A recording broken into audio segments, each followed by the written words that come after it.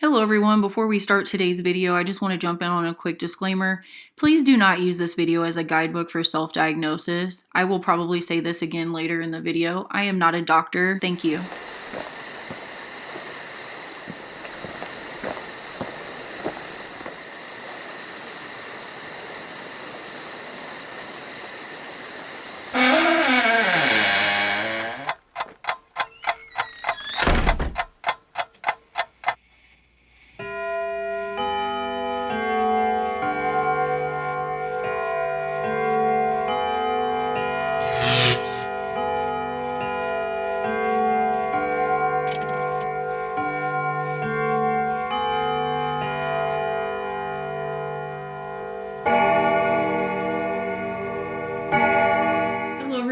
Back to What's Stranger Than Strange. My name is Erin. Happy New Year. I hope that everybody had a really nice holiday season. To start off my first video of 2025, I'm going to talk about the details of a pretty interesting medical condition.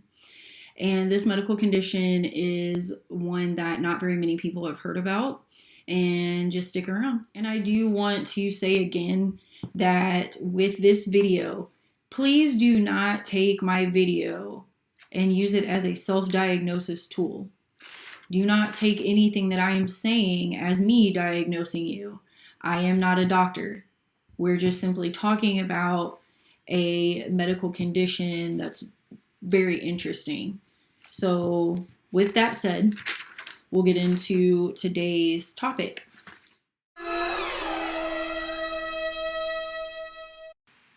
The topic of today's video is that of Alice in Wonderland syndrome, or AIWS. Alice in Wonderland syndrome is also known as Todd's syndrome and also has been referred to as dysmetropsia. Alice in Wonderland syndrome was initially discovered in 1952, but in 1955 it was named Alice in Wonderland syndrome by English psychiatrist John Todd. Now, when someone is affected by Alice in Wonderland syndrome, the syndrome affects the individual's perception of their reality. So objects that are close by will seem like they're very, very large or very, very small. They may even have the perception that parts of their own body are very large or very small. And I'll read you a couple terms just so that you can kind of understand more of like the medical term for what the person is experiencing. So whenever someone is seeing an item that is smaller, it is labeled as micropsia. Whenever they are perceiving that something is very large, it is macropsia. And whenever someone is seeing their own body parts as large, it's called partial macrosomatonosia. When someone is perceiving parts of their body as small, it's called partial microsomatonosia. Now, when someone is perceiving themselves like their body is very large, like their whole being is very large compared to their surroundings, so like you feel like you're really, really tall and you're in a very small room, that is called total macrosomatonosia. If you are perceiving that you yourself have like shrunk and you're very, very small, but everything around you is very big, that is called total microsomatonosia. When someone is having an episode of Alice in Wonderland syndrome, they can also have the perception that they're like disconnected with their body as well, if that makes sense.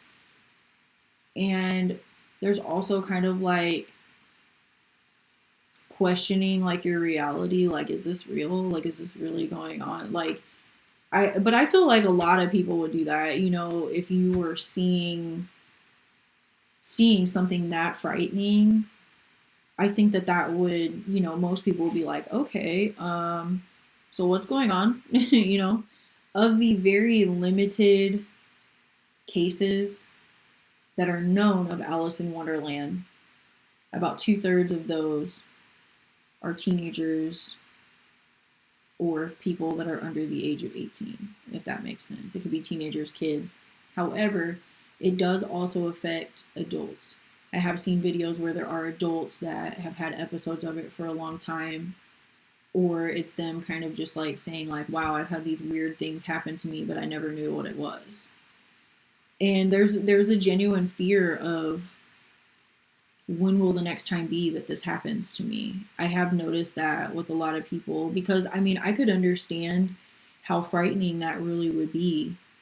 You're just like sitting there trying to do your job, or you're, at the grocery store, and then all of a sudden, like, your perception of everything around you is just like, I actually feel very bad for, I feel bad for people that are going through that. Just the thought of like not knowing when it's going to happen again. And there's not really like a whole lot of information about it, um, other than the people that have come forward and said, hey, these things are happening. So there's very limited knowledge on what it is, that actually causes it. However, medical providers have some theories as well as to what could be causing it. But I did want to also just go over something as well. Being that this is such a rare disorder that occurs, I just want to kind of give a statistic. So, looking at, I want to say, Cleveland Clinic's website, between 1955 and 2016, there were less than 200 cases of Alice in Wonderland that were so severe, or the episodes lasted so long, that it actually warranted emergency medical care. So that shows you like how rare it is. And there is a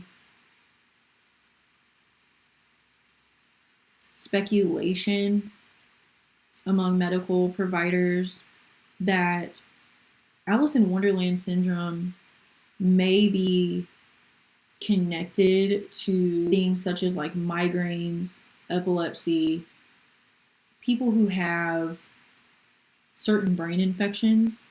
There is also speculation that if somebody is having these episodes, that they may potentially even have like a brain tumor that is making their brain perceive their surroundings as abnormal.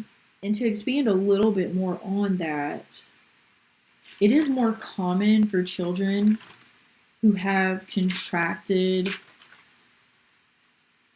mononucleosis, which is usually caused by Epstein-Barr virus, to then turn around and develop encephalitis, where it's putting pressure on your brain. And this can too lead to the symptoms of AIWS. There is a neurologist, Dr. Chatterjee, I hope I said that right, that was on the website for Everyday Health. This medical provider said that Alice in Wonderland syndrome was the one that could be an indicator of brain tumors. At this time, I would like to insert a clip of a video simulation of what Alice in Wonderland syndrome is like. This can be found on the TikTok page True Crime and Weird Stuff.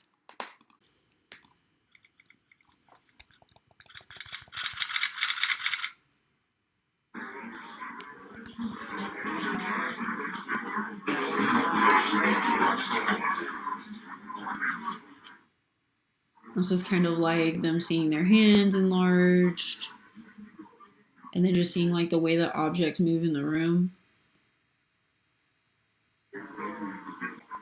Seeing that kind of stuff.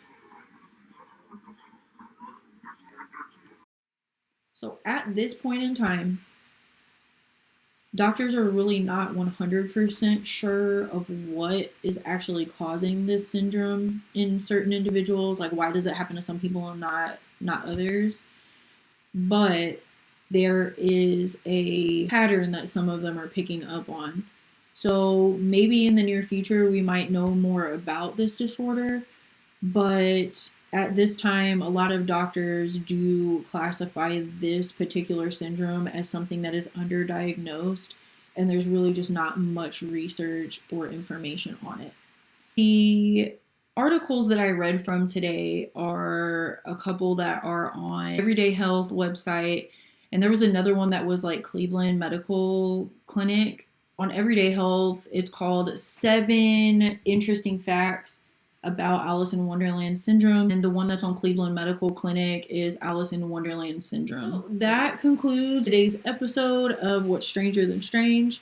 Again, my name is Erin. I hope that you all learned something. I hope that was something that was pretty interesting to you. And if you want to send me a copy of your true scary stories, and it could even be like something, it doesn't always have to be something scary, just something that is a story about something just odd that may have happened to you. I do have my email linked below. Don't forget to like, comment, and subscribe. And until we meet again, everybody take care. Bye-bye.